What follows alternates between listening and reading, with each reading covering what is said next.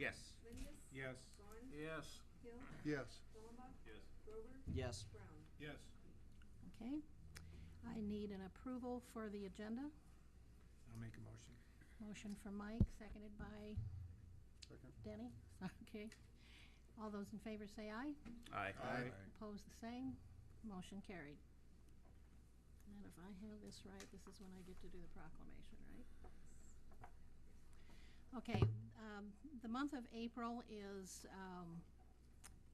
the Child Abuse Prevention Month, and so I did a proclamation earlier in the week, and we did release balloons and all this good stuff, and I wanted to read it officially into the document for our tonight's meeting. It says, whereas our children are our most precious resource and provide hope for a brighter tomorrow. Whereas protecting our children is everyone's business, and we can better promote and support safe, healthy families by partnering. Whereas child abuse is a community problem and finding solutions depends on involvement among people throughout the community.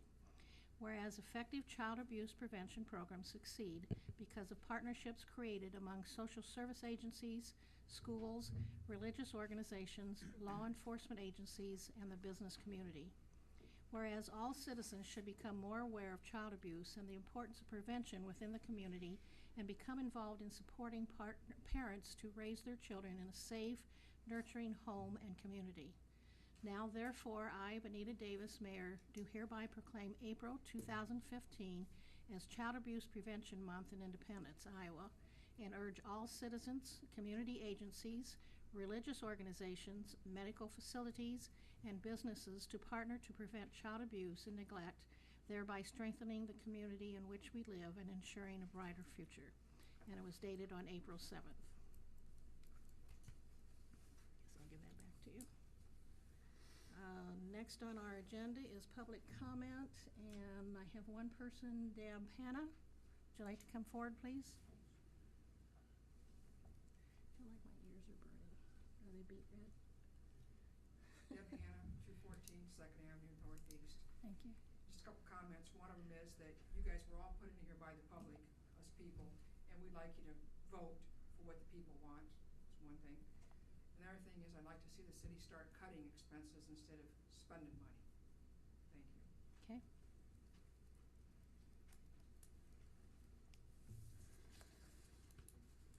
Next on the agenda is to accept and approve the consent agenda, which includes a motion to accept the the minutes of the March 23rd, 2015 regular meeting, the financial statements for the month of March, Independence Volunteer Fire Department financial statements for the month of March, and Friday night live events. And our chairman of the chamber is here if anybody would like to know more about the Friday night live events. It's on the consent before we approve it. Don't need her to come forward? Okay. I need a motion to accept then. So moved. Motion by Hill, second by Brown. All those in favor say aye. Aye. Opposed, the same. Motion carried. I need a motion next to approve the claims. So moved. Motion by Holland, second by Grover. All in favor say aye. Aye. Opposed, the same. And motion carried. So next do we have somebody here to talk on this? Did you? Do I need to call them up now? Okay, next on our agenda is the ATV Trail Committee, and I believe somebody wants to come up and speak on that. If you'll give your name and address for us, appreciate that. Hi, I'm Lauren Lee. I'm 273 Trails Park Road. I'm actually in the county. But what we're coming to you for is routes through the Independence city. In February of 2014, the Buchanan County Supervisors approved ATV riding in the county roads. Since that time, we've approached the cities of Buchanan County for access through their cities. All have approved routes and now are coming to you for approval also. You should have all had access to the map and information that I sent the city manager. Yes. Okay. Any questions on the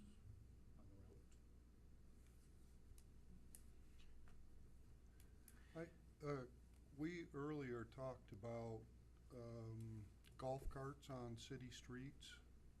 did this have, Al, did this have any similarities in other communities? They're, no, they're not related directly. I think that there is a possibility of, obviously dealing with similarities, but they're not the same.